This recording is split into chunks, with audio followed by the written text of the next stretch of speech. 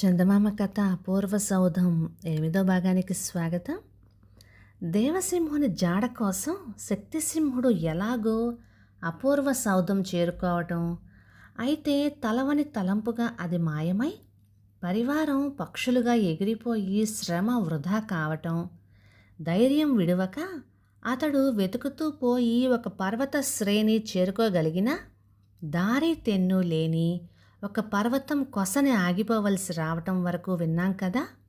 ఆ తర్వాత ఏమైనా సరే అవతలి గట్టు చేరుకొని ఆ కనిపించే ఆలయం ఏమిటో తెలుసుకొని తీరాలని పట్టుబట్టిన శక్తిసింహుడు అంతలోనే ఆలోచనలో పడ్డాడు.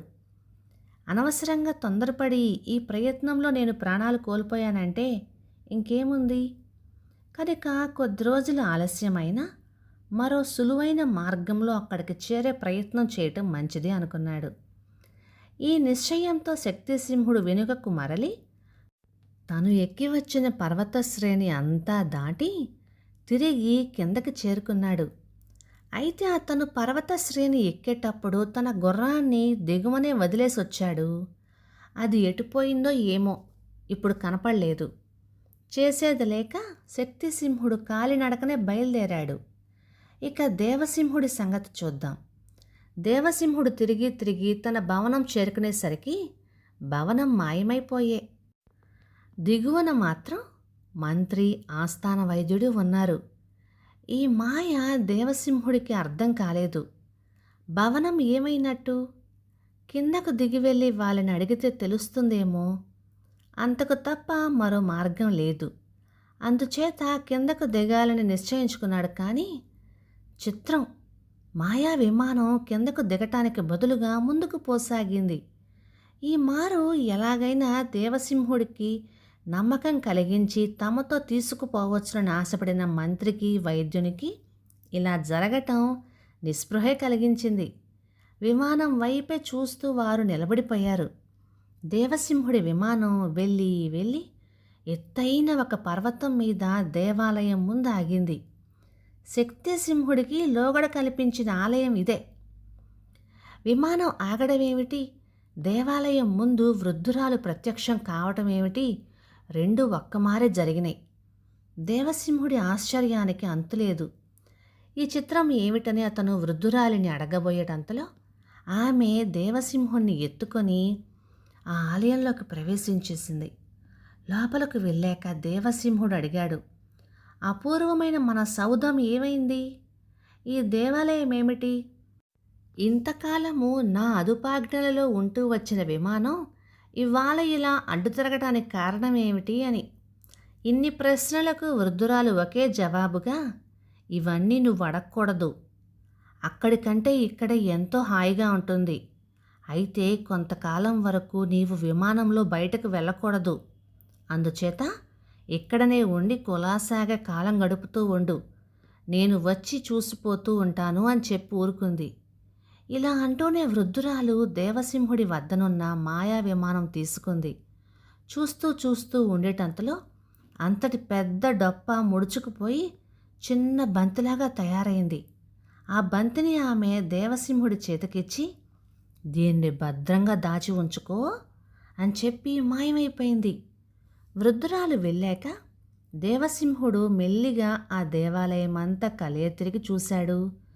బయట నుంచి చూడటానికి అది దేవాలయంగానే ఉన్నప్పటికీ లోపల ఎన్నో చిత్రాలు కనిపించినాయి. ఒక చోట రకరకాల పక్షులు కిలకిలమంటూ ఎగురుతున్నాయి. మరొక చోట లేళ్ళు, దుప్పులు మొదలైన సాధు జంతువులు కనిపించినాయి. ఇంకా లోపలికి పోగా భయంకరమైన సర్పాలు బుసలు కొడుతూ నేలపైన తిరుగుతున్నాయి. మరొక చోట గోండ్రు పెడుతూ సింహాలు, పెద్ద పులులు తిరుగుతున్నాయి. వీటన్నింటినీ చూసి దేవసింహుడు భయపడనే లేదు. అవన్నీ మామూలు ఆట వస్తువుల వల్లనే అనుకొని వాటి మధ్య నిర్భయంగా తిరగసాగాడు. చిత్రం ఏమిటంటే అవి కూడా దేవసింహుడి జోలికి పోకుండా తమ మానాన అవి తిరుగుతున్నాయి. దేవసింహుడు ఈ చిత్రాలన్నీ చూసుకుంటూ పోగా పోగా ఒక చిన్న పూలతోట కనిపించింది. దాని మధ్యన సరిగా తనకు ఈడు జోడు అయిన ఒక చిన్న కుర్రవాడు ఉల్లాసంగా ఆడుకుంటున్నాడు. ఈ కుర్రవాణిని చూడటంతోనే దేవసింహుడి ప్రాణం లేచి వచ్చినట్టయింది. ఆ కుర్రవాడెవరో తెలుసుకోవాలని కూడా ప్రయత్నించలేదు. చరచరా పాక్కుంటూ వెళ్ళి, ఆడుకుందాం వస్తావా అని అడిగాడు. అలాగే, మరి నాతో సరిగా నువ్వు పరిగెత్తలేవు కదా అని అన్నాడు ఆ కుర్రవాడు, దేవసింహుడి కాళ్ళ వంక జాలిగా చూస్తూ. ఇన్నాళ్ళు ఆటపాటలలో దేవసింహుడు తన అవిటికాళ్ళ సంగతే మర్చిపోయాడు. తను కుంటివాడిననే ధ్యాసే లేదు. కానీ ఇప్పుడు ఈ కుర్రవాడు ఇలా అనటంతో తను అవిటివాడినన్న సంగతి మళ్ళీ గుర్తుకు రాగా ఒక్కసారిగా దుఃఖం పొర్లుకొని వచ్చింది. ఇది చూసి ఆ కుర్రవాడు, ఎందుకు ఏడుస్తావు? పర్వాలేదులే, రా ఆడుకుందాం అంటూ దేవసింహుడిని ఓదార్చాడు. అప్పట్నుంచి ఆ కుర్రవాడితో చేరి హాయిగా కాలం వెల్లబుచ్చుతున్నాడు దేవసింహుడు. ఇలా ఉండగా ఒకనాడు వృద్ధురాలు ఇచ్చి వెళ్ళిన బంతితో వాళ్ళు ఆడుకుంటూ ఉంటే అది రివ్వున దేవాలయం దాటి దూరాన పడిపోయింది. ఎంతో భద్రంగా దాచుకోమని చెప్పి వృద్ధురాలు ఇచ్చిన బంతి ఇలా పోవటంతో దేవసింహుడు దుఃఖించాడు. అది చూసి తోటి కుర్రవాడు, పోతే పోయిందిలే, ఇంత మాత్రానికి ఏడుస్తావేం అని ఓదార్చబోయాడు. వృద్ధురాలు చెప్పిన సంగతి వెల్లడించితే తన అజాగ్రత్త బయటపడిపోతుందని సిగ్గుపడ్డాడు దేవసింహుడు. అందుచేత బంతి సంగతి అంతటితో వదిలేసి మళ్ళీ ఎప్పటిలాగా కుర్రవాణితో చేరాడుకోసాగాడు. కొంతకాలం గడిచింది. శక్తిసింహుడు అష్టకష్టాలు పడి ఎలాగైతేనేమి ఆ దేవాలయం దరిదాపులకు వచ్చేశాడు. తోవలో కుర్రవాళ్ళు పారవేసుకున్న బంతి కంటపడి దానిని తీసుకొని పరిశీలనగా చూశాడు. దానిలో ప్రత్యేకత ఏమీ కనిపించలేదు. అయినా ఎందుకైనా మంచిదని తీసి తన వద్ద భద్రపరుచుకొని దేవాలయం ఉన్న పర్వతం ఎక్కసాగాడు. మరికొద్దిసేపటికల్లా శక్తిసింహుడు దేవాలయ ద్వారం వద్దకు చేరుకున్నాడు. అయితే తలుపులు మూసి ఉన్నాయి. తెరవటానికి వీల్లేకపోయింది. ఏమీ తోచక తలుపు తట్టాడు. బదులు లేదు. అలానే కాచుకొని కూర్చున్నాడు. అక్కడ మంత్రి, వైద్యుడు కొద్ది రోజులు దేవసింహుడి రాక కోసం ఎదురు చూశారు. కానీ ఏ జాడ కనిపించక నిరాశ చెంది అక్కడ ఉండి ప్రయోజనం లేదని నిశ్చయించుకున్నారు. మరునాడే ఆ చోటు వదిలి దేవసింహుడిని వెతుక్కుంటూ బయలుదేరారు. కొద్ది రోజులు ప్రయాణం చేయగా ఒకచోట శక్తిసింహుడి అశ్వాలు తటస్థపడ్డాయి. మంత్రిని వాళ్ళు ఆనవాళ్లు కట్టారు. ఆస్థాన వైద్యుడు కూడా వెంట ఉండడం చూసి చకితులయ్యారు. మంత్రి పరమ దుర్మార్గుడని, కంటికి కనబడితే ప్రాణాలతో వదలవద్దని చెబుతూ వచ్చిన వైద్యుడు తనే మంత్రితో కలిసి ఉండటం విడ్డూరం కాదు మరి. ఇప్పుడేమిటి చేయటం? ఒక్కసారిగా వాళ్ళ మనస్సులు, ఆలోచనలు గిర్రును తిరిగినాయి. కత్తులు దూశారు. మంత్రిపైన పడబోయారు. వైద్యుడు అడ్డుకున్నాడు. తొందరపడకండి, మన మంత్రి నిర్దోషి. మనం తలచిందంతా అపోహ. దోషి ఎవరో తేలాలి. అందుకోసమే ఇలా తిరుగులాడుతున్నాము అన్నాడు. అందుకు అశ్వికులు, అదా సంగతి. సరే, అసలు మేం వచ్చింది మహారాజా వారి కోసం. శత్రురాజు వచ్చి మన రాజ్యాన్ని చుట్టుముట్టాడు. వశం చేసుకునేటట్టుగా ఉన్నాడు. పరిస్థితి చాలా ప్రమాదంగా ఉంది. ప్రభువు ఎక్కడా అంటూ పట్టరానిత మాత్రం వెల్లడించారు. మంత్రి, వైద్యుడు ఆశ్చర్యపోయారు. శత్రురాజా, మన సిబ్బంది ఏమైపోయింది అని గద్దించాడు మంత్రి. అంతా కర్మ. సిబ్బందిలో 3 వంతులు మిమ్మల్ని వెతకపెట్టడానికని దేశం నలుమూలలకు పరుగులెత్తారు.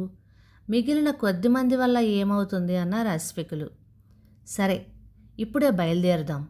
ముందు రాజ్యాన్ని రక్షించుకోవాలి అన్నాడు మంత్రి ఆవేశంతో. అలా కాదు, మీరు మీ ప్రయత్నం మీద ఇక్కడనే ఉండండి. నేను వీళ్ళతో వెళ్ళి రాజ్యం నిలబడే మార్గం చూస్తాను అన్నాడు వైద్యుడు. సరేనన్నాడు మంత్రి. వైద్యుడు అశ్వికుల వెంట బయలుదేరాడు. అక్కడ దేవాలయం ముందు కూర్చున్న శక్తిసింహుడికి మరికొద్దిసేపటికల్లా ఒక చిన్న కునుకు పట్టింది. కునుకులో అతనికి ఒక కల వచ్చింది. తన రాజ్యం అంతా అల్లకల్లోలమైపోయిందట. ప్రజలు విచ్చలవిడిగా సంచరిస్తున్నారుట. ఈ అదను చూసి శత్రురాజు సైన్యంతో వచ్చి రాజ్యాన్ని చుట్టుముట్టాడుట. కలవరపడుతూ మేల్కొన్నాడు శక్తిసింహుడు. చూడగా దేవాలయ ద్వారం ముందే ఉన్నాడు. ఇదంతా కల అని ఊహించాడు. కలగాసిన దృశ్యాలతో మనస్సు ఆవేదనాపూరితమైపోయింది. శక్తిసింహుడికి కలలంటే ఎంతో నమ్మకం. కలలో కనిపించినవి జరిగే ఉంటాయని భయం కూడాను.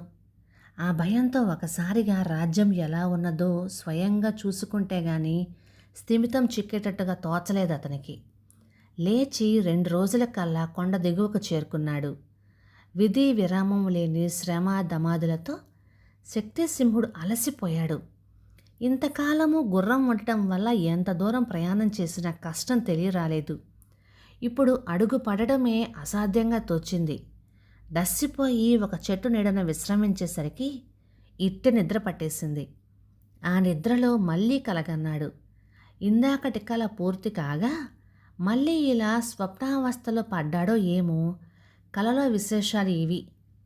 తను కొండపైని దేవాలయం చేరుకున్నట్టు, తలుపులు తెరిచే ఉన్నట్టు లోపలికి ప్రవేశించి వెళ్ళగా ఒక తోటలో 2 చిన్న కుర్రవాళ్ళు ఆడుకుంటూ ఉన్నట్టుగా కనిపించింది. ఆడుకుంటూ ఉన్న కుర్రవాళ్ళలో ఒకడు తన మేనల్లుడైనట్టుగా స్పష్టంగా కనిపించింది. ఎప్పుడైతే దేవసింహుడు కనిపించాడో, ఏమిటిది, నా దేవసింహుడే అంటూ వానిని చేతులలోకి తీసుకుపోతూ ఉండగా మెలకువ వచ్చేసింది. ఈ స్వప్నంతో శక్తిసింహుడి ఆవేదన మరింత హెచ్చిపోయింది.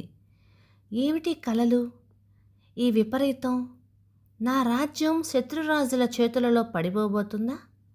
నా చేతులారా తెగటార్చిన దేవసింహుడు ఇంకా బ్రతికే ఉన్నాడా అనుకుంటూ ఒక వంక నిస్పృహతో, మరొక వంక ఆశతో మళ్ళీ ఒకసారి దేవాలయం చేరుకుందామని కొండపైకి బయలుదేరాడు.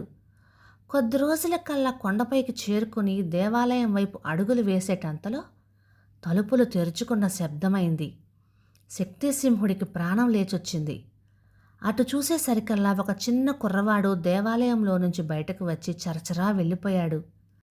ఆ కుర్రవాడు బయటికి వచ్చేయటంతో ఆలయం తలుపులు ఎప్పటిలాగా మూసుకున్నాయి. శక్తిసింహుడు ఆ కుర్రవాణిని వెంబడిద్దామని బయలుదేరాడు. కొంత దూరం వెళ్ళేసరికి ఆ కుర్రవాడు దేనికోసమో వెతుక్కుంటూ ఉండడం కనిపించింది. శక్తిసింహుడు కుర్రవాణి వద్దకు వెళ్ళి, అబ్బాయి, ఏమిటి వెతుకుతున్నావు అని అడిగాడు. మేము ఆడుకునే బంతి ఇక్కడెక్కడో పడిపోయింది అన్నాడు కుర్రవాడు. తన వద్దనున్న బంతిని తీసి చూపుతూ, ఇదేనా అని ప్రశ్నించాడు శక్తిసింహుడు. ఆ ఇదే, దీనికోసమే మా నేస్తం ఏడ్చి రాగాలెడుతున్నాడు అన్నాడు కుర్రవాడు. పాపం, మీ నేస్తానికి ఇచ్చి వద్దాం పదా అంటూ శక్తిసింహుడు ఆ కుర్రవాడిని ఆప్యాయంగా ఎత్తుకొని దేవాలయం దిక్కుగా బయలుదేరాడు. శక్తిసింహుడికి చిక్కకుండా దేవసింహుడు తప్పించుకోగలడా?